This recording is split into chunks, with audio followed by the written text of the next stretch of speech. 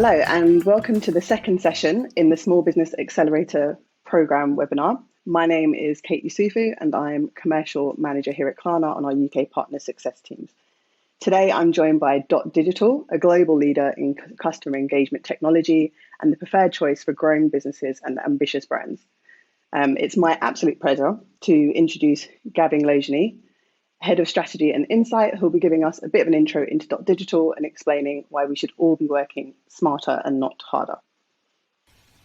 Over to you, Gavin. Thank you, Kate. So that's it. I'm going to talk about working smarter, not harder. The 5 stages of email automation. I'm Gavin Lojany. I'm Head of Strategy and Insight at DotDigital. If you want to follow me on Twitter, you can do. My handle's there at GaviGav. Don't laugh at it. It's useful to me. But let's go ahead. And if you guys don't know us yet, let's sort of break that down a little bit. We're a cross-channel marketing solution for a number of marketers. Speed and ease of use are at the core of what we do. So our platform helps you to reach your goals faster.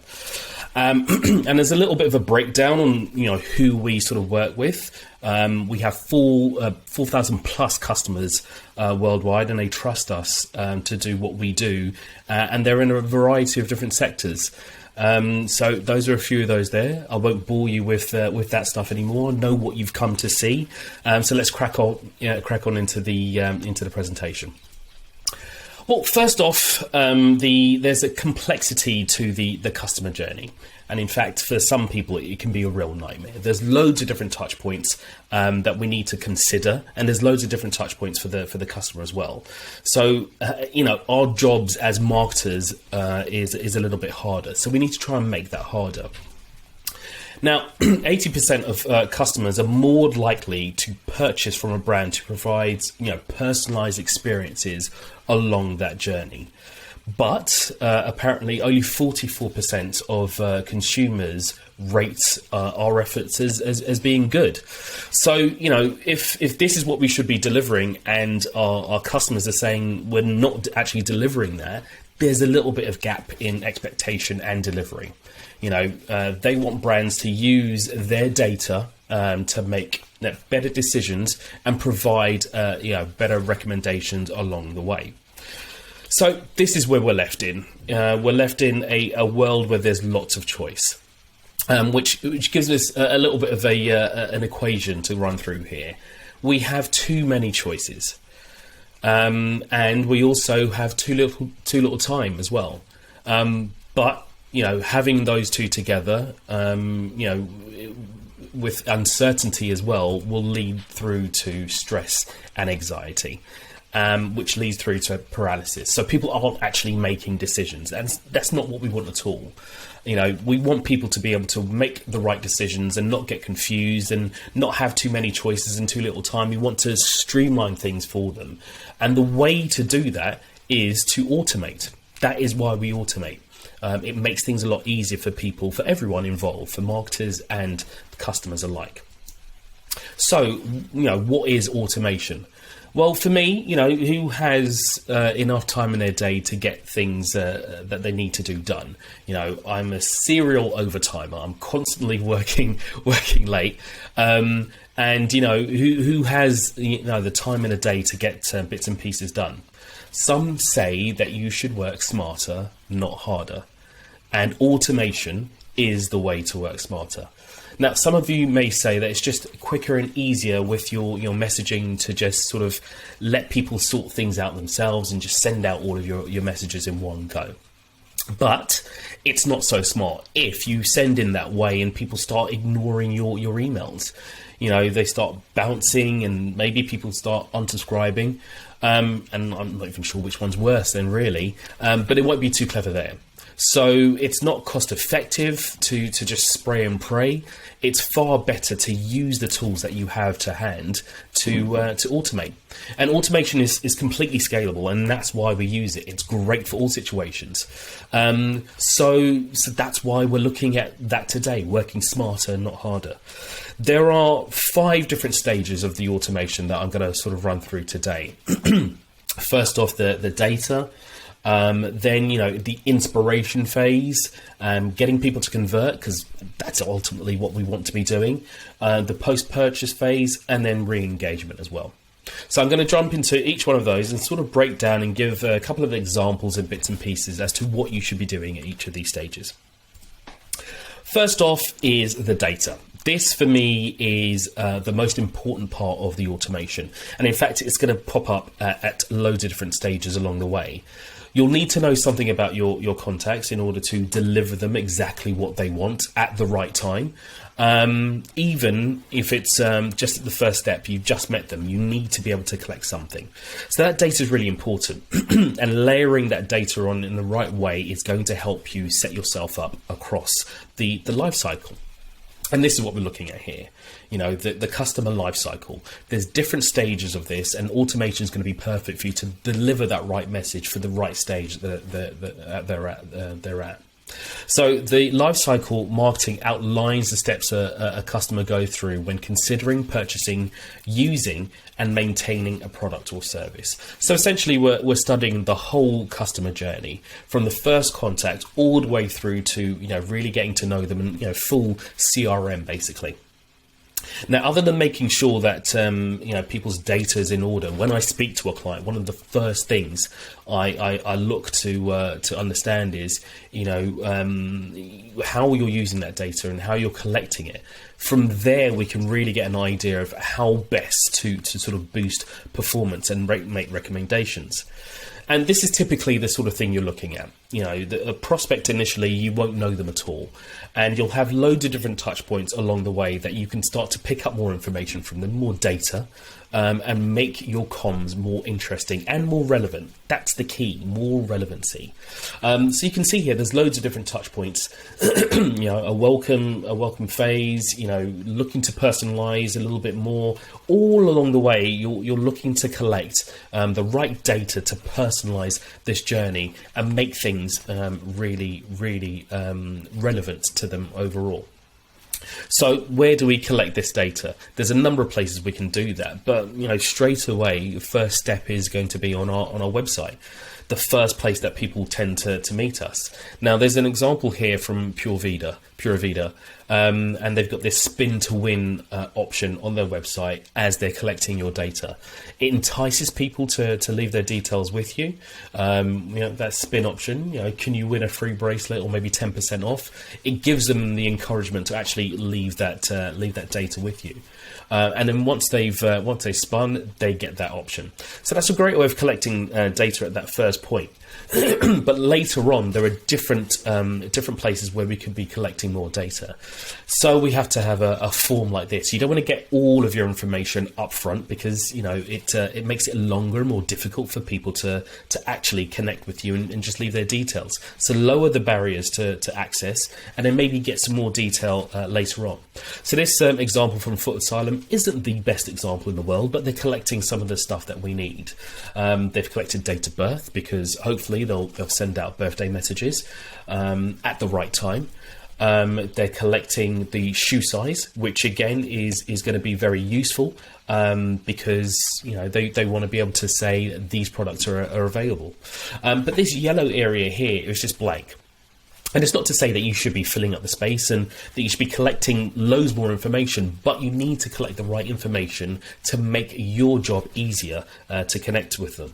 So this form here by Le Creuset does just that. It collects a little bit more information, looking at colours and the different products that they're looking to purchase from you. And it gives you more information to make your comms more relevant. So the data is very important. And look at this as being, sort of zero or first party data, which is going to be massively important to powering all of your comms all the way through. Right, so that's the first stage, data. Next up, we're looking at the inspiration phase. Often your customer or prospect doesn't know exactly what they're looking for. So you need to help them along and give them a helping hand. The modern consumer visits your site or website on average 3.4 times before getting ready to buy. During that time, they're looking around, getting to know your brand, making sure that this is the best product for them. This is the best possible deal for them. That's why it's imperative that you introduce yourself properly. This is your opportunity to prove to the shopper that your brand is the brand that they should be doing business with. 67% of consumers purchase with the brand that provided value during the inspiration phase. So it's simple. That's what you need to do. It's a simple formula for the customer. Usher them through this phase, providing relevant information in a timely fashion, and then you're going to get a better chance of getting them to convert. So this is what we're looking to do. Usher them through this inspiration phase. Typically, it will be early on after collecting the email address. So the welcome program is going to be massively important for you here, and you can automate that all the way through. But also what you want to do is, as I said, collect the right information so you're personalizing the journey for them. And in this example, we can see this. You want to personalize the content. And this example from Monica Vivanda is very delicate here. What you're seeing is just these images are personalizing to the first name of the individual. The woman who filled this out is Kim. So all these images have a K in here, which is very subtle, but it helps to inspire people and get them through to that next stage. Another thing you might want to do is throw GIFs into your campaigns as well. I'm a massive fan of GIFs in campaigns. A picture speaks 1,000 words. Well, then the word count for a GIF is off the charts. So subtle things like this is going to be great for you to help usher people down the route and to let them understand that this message is all about them. But you do need to get them inspired, and this is where the welcome program really comes into play. Now, this is probably the first step that you have with the individual.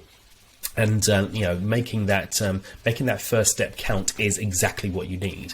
And we've got loads of examples here, Bowden, Mac, and Nike, and they're all giving you exactly what you need. They all have their sort of intricacies, but they're building the trust here in the welcome program. They're letting people know exactly what they're getting, and they're all doing a great job of that. But what you want to do is sort of ask them things about themselves, get to know more about them, more data again, and give them a reason to stay subscribed. And differentiating yourself in little ways is going to be the way to keep them inspired and also grab their attention. And speaking of grabbing their attention, there's little bits and pieces that you can do in your campaigns that really do keep people hooked in. This example from Nike is brilliant. What they're doing here is they've got an interactive campaign, and as you hover over different areas, you can see different aspects of this woman's outfit, and it entices people to click on and learn more about it. And it's the sort of thing you need to do. Now, another way you can sort of keep people grab their attention is by having more interactivity in the campaigns. This one here from B&Q is great because what they're doing is allowing you to interact with the message. You flip the switch and the lights come on. I can do that one more time. Just because it's cool. You flip the switch and the lights come on. That sort of thing is going to keep people engaged, and ultimately that's what you need to do. So things like great subject lines and great content is going to inspire people and keep them sort of looped in and get them wanting more. Now, another thing you want to do is sort of take it to the next stage and look for something a little bit deeper. AMP for email. It's time to step up, and it's time to power up your email. And this is what AMP is. AMP stands for Accelerated Mobile Pages. And it's a development from Google that lets you create lightweight systems with speedier loads. It's a framework of HTML and CSS and JavaScript, but for the non-geeky out there, it just means your emails are going to look really cool, and it's because they're dynamic. So that's the sort of thing we're looking for. And with an average of 26% of all emails open on Gmail inboxes, this is a good bet for you. So again, we're looking to grab attention with these types of emails. And this one from Nest really nails it. What they're doing here is allowing people to see the products that they have within the email. And as you sort of click through, you'll see that interacting with it is very simple. You'll be able to add to cart and then check out directly within the email. And this is great because we're lowering barriers to purchase, which is ultimately what you want to do. Because if you work hard enough here, you'll get people to convert. And ROI and conversion is basically what we're here for. Which leads me to the next step, conversion. It's typically down to your site here, apart from that AMP example where you can purchase directly in the email. But it is typically down to your site here for conversions. Most automated campaigns can drive your customers through to the site, and that can make all the difference. You know, built-in product recommendations, abandoned cart, abandoned browse emails are easily set up depending on your sort of tech stack. And DotDigital, obviously, will help you do that. But you can drive massive results from having product recommendations and bits and pieces like that, using the purchase history and people's movements around the website to give them exactly what you want. And this is another thing, as I said, you can automate along the way. Online retailers who engage with recommendations, product recommendations, have 70% higher conversion rate. So ultimately, that's what you're looking for.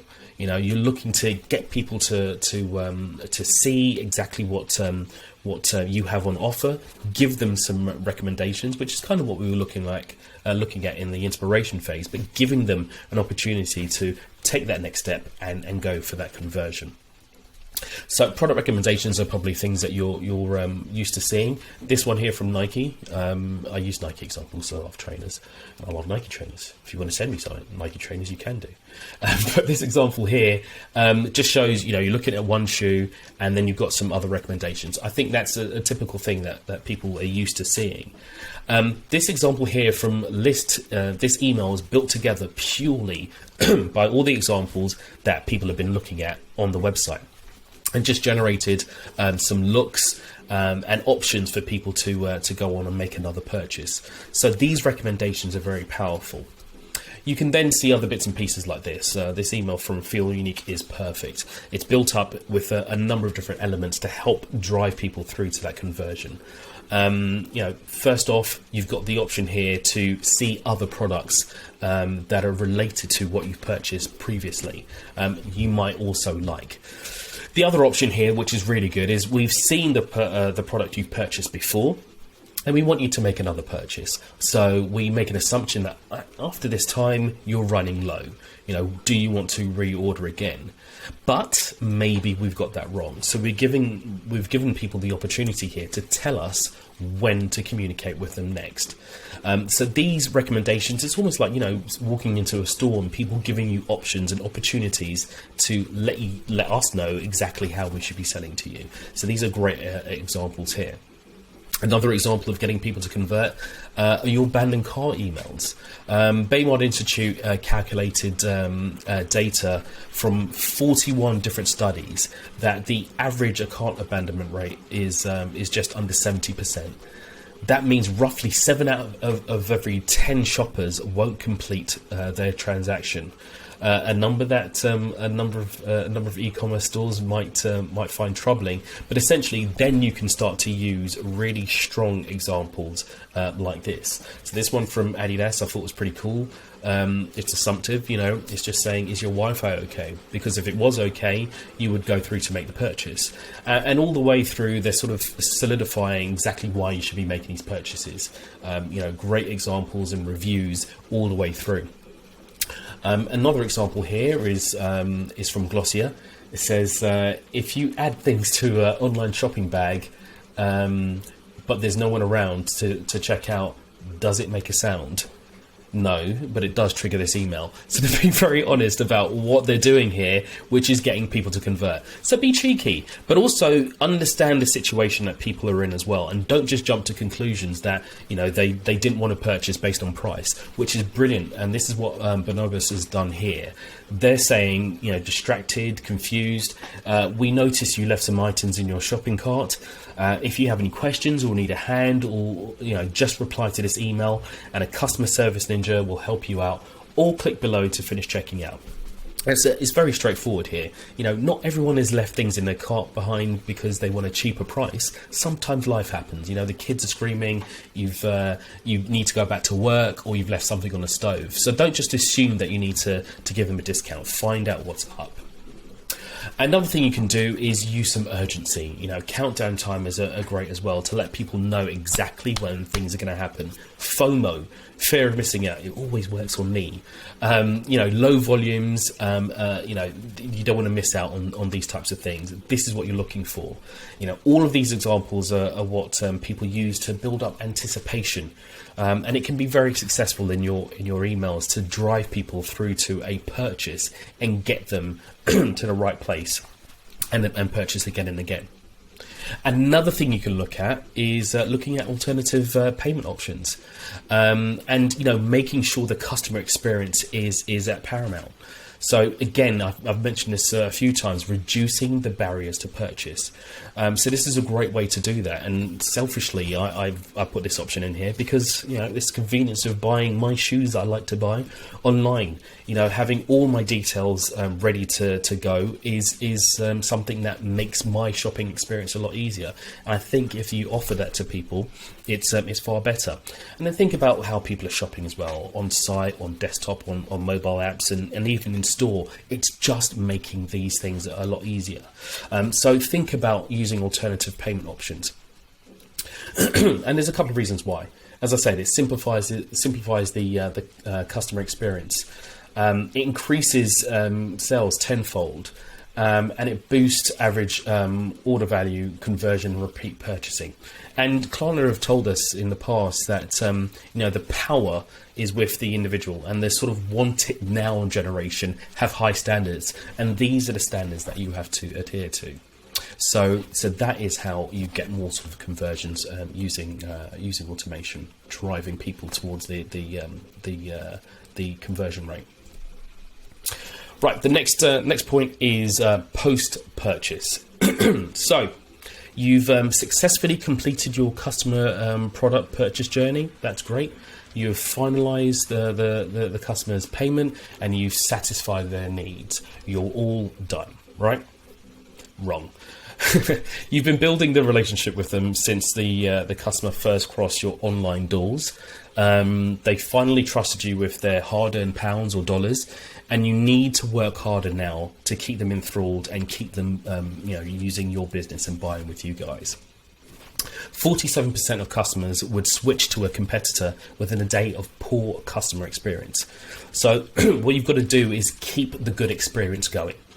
Really show them that you're the best place to purchase with, not just once, but twice, 3 times, and etc. And what you've got to do is create a two-way conversation with people. Allow them to write reviews. Reviews are the best used when the user is in the sort of research mode. So, if they're trying to, you're trying to sell something, and reviews are very, very strong in this time. So allow people to make it easy for themselves to leave reviews just after they've purchased, and it will help you to increase your average order value as well. So allowing people to have that two-way conversation is great. So email isn't just for sending out messages to people and making them create an action and go through to your website. You can create a conversation with them as well, and this is the way you want to be working. So examples like this from Anthropology, we're listening. We want you to give us some feedback. So it's not all just about look at our email, click on a link and purchase. Tell us what we're doing right. Tell us what we're doing wrong, and we'll improve on that. And showing people that that's what you care about will help to keep them sort of hooked in. This other example here from Bellroy is one of my favorites. It does a number of things all within one email, and I'm going to break it down to you individually here. So the first option here is you get within the email is, are you settled in yet? So this is 30 days after you've purchased something, and they're asking you, how well have we done? So give us a tick on the scale. And if we've done badly, you can set up automation to get directly in contact with them and figure out what you've done wrong, or maybe even automate someone to give them a call back or send them something to make them feel a little bit better. But hopefully they've all said they liked your product, which leads you to the next step in the same email, which is to create a story and allowing these customers to connect on different channels. So allowing them to tell their story on Instagram and share exactly how much they love their product. which is great for you. A bit of free advertising. Everybody loves their 5 seconds of fame. And next up, if they've loved everything, they've shared the story, why not look at other things in the Bellroy family? So you can show off a couple of other bits and pieces, which could be populated by some product recommendations here. So a great example from Bellroy covering off 3 different areas in an email in this post-purchase phase. So that's great. So if we've got the post-purchase phase correct, then what we want to be doing is driving people back to purchase again, re-engage. This is the perfect process, keeping people in this loop.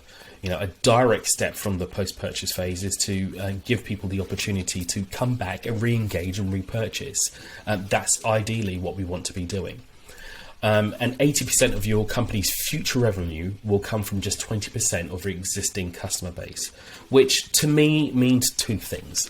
First off, you need to work out what part of your customer base is profitable and treat them slightly differently. In fact, you need to be treating all of your customers differently. But also, number 2, it's cheaper to retain customers than it is to acquire them. Now, cross-channel marketing can help you sort of facilitate that. Cross-channel takes on integrated approach to marketing, sales, and operations.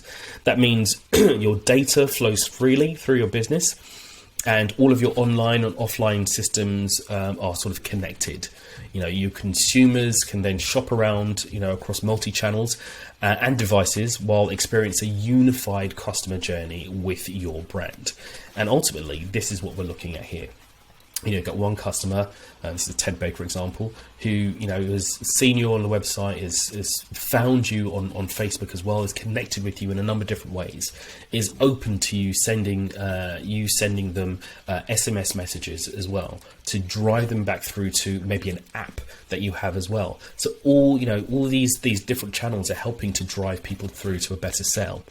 Now, brands still haven't quite embraced this way of working. And, the report that we do all the time is hitting the mark. We found that, people just aren't scoring, or brands just aren't scoring high enough in these times. And you've got to be thinking outside the box in other channels, especially now as we're looking at, changes to open rates with Apple iOS 15. We might not be able to see opens. So another way of driving and keeping people engaged on this channel that we know and love, email, is by using other channels to help drive people back through. Customers on average will spend 3.5 times more with a brand that they're using multiple channels with. So that's ultimately what we want to be doing. And to understand exactly who those people are, we can use breakdowns like this, RFM modeling, recency, frequency, and monetary, to help understand exactly which cohorts of our database we want to be driving more sort of targeted messages to. Those people who are champions, maybe they need less automation, less targeting. People who are inactive are going to need something slightly different. So you use these different cohorts to really drive people along the customer life cycle that we talked about earlier. This is another piece of data that we want to be using. And once we have all of this information, we can drive people with really strong messaging. And I use this email all the time because it encompasses everything that we should be talking about. The data, driving the urgency and inspiring people, getting people to convert and re-engaging them along the way. So this email from EasyJet is perfect. It has some personalization in here, which is a bit of data. It has some data about the first place you flew to, the last place you flew to, how many miles you've flown with them, the fact that you like to sit in the window seat more than anything, and some recommendations here on the next place you should travel to. This is a great email. It just encompasses everything that we've been talking about, and you can automate it as well. So it's sent directly after someone has just had their holiday and flown with you, etc. So these are great examples that really do help to drive conversion, and it's all powered by automation. Right, I've been talking a lot, so let me try and summarize this all up for you. As I said, we have 5 different stages along the way. The first off is the data, and it's going to pop up all along the way. So it's great that you have. It's useful to have a great understanding of the data. Sync all your sources together. Make sure you have actionable data as well. Inspire people. Discover the hottest prospects. The great content that you have to help drive them through, and convert them. Use abandoned cart emails, abandoned browse, and drive people to purchases, but lower the barriers to purchase as well by using different payment methods. Post-purchase, make sure you've done a good job, and if you have, keep doing those good things, and if you haven't, find out what you've done badly and fix that, and ultimately re-engage with them. Be smart. Use the data, use different channels to re-engage them as well, and drive them back through to purchasing with you again. Right. Well, thank you for listening to my presentation here. Hopefully I haven't rambled on too long, but ultimately you can reach out to me if you want to on LinkedIn or Twitter, as I've got here. Also, you can get yourself a demo if you use the QR code.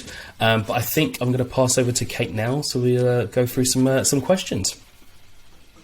Thank you, Gavin. Really interesting, and some really great points that all of our viewers and all retailers and brands should absolutely be thinking about, in particular around inspiring and engaging, and then retaining and converting those customers. So thank you.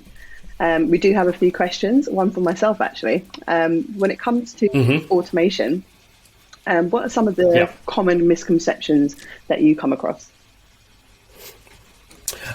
Typically, it's a good question, but typically it's all about automation is just to send out your messages, and it is, you can send out your messages, whether it be email, SMS, or push notification, whatever.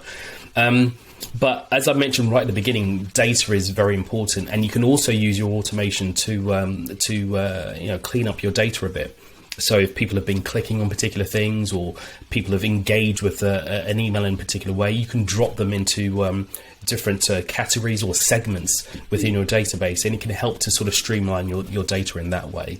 And ultimately, as well, people think it's hard, and it might be difficult to sort of start off with. You have to sort of think outside the box and really understand that customer journey and the different touch points. But after that, it is sort of plain sailing. Especially, I'll give ourselves a plug. Especially in our platform, it's sort of drag and drop technology. It's really easy to put things into play and to edit things if you need to later on down the line. Yeah, absolutely. And it's all about understanding your customer more and building that relationship, as you said. Yeah, 100%. And some more questions we had. What are the best metrics for measuring success of your automation? That is a good question, and kind of a timely one. I think what you need to be focusing on really is going to be your conversion. Ultimately, if an automated program is delivering you a great return on investment or a conversion rate, that's what you need to be sort of focusing on. It doesn't matter if people are opening your messages. I mean, in some cases, who cares that I've opened a message? I can open your message 10 times and not interact or engage with your email. So who cares about an open? It's whether people are engaging, clicking on links within your message, going through to your website and actually converting. And if you can monitor people's movement around your website as well, what pages they've clicked on, maybe dwell time and bits and pieces like that, that's the sort of thing you need to be looking at. But ultimately, your click-through rate and your sort of conversions. Conversion, yeah, sure. And where would be the best place for a brand to start in terms of future-proofing the program?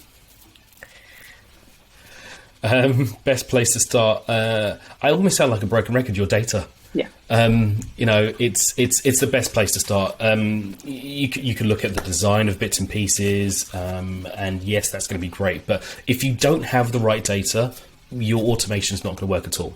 It's the sort of lifeblood of your automation. So you need to be able to ask for the right information, and don't ask for things that you're not going to use. Don't waste people's time. Don't waste your time. Only ask for the information that is going to be useful to yourselves. Get that, and make sure that it's flowing nicely into the platform that you're using to send out. If you haven't got that sort of one-to-one connection with where you're collecting the data and where you're sending out your messages from, then you've got that delay, and it's not a great customer experience or user experience for that end user. So make sure your data's in order, and it makes the rest of it a lot easier. Yeah.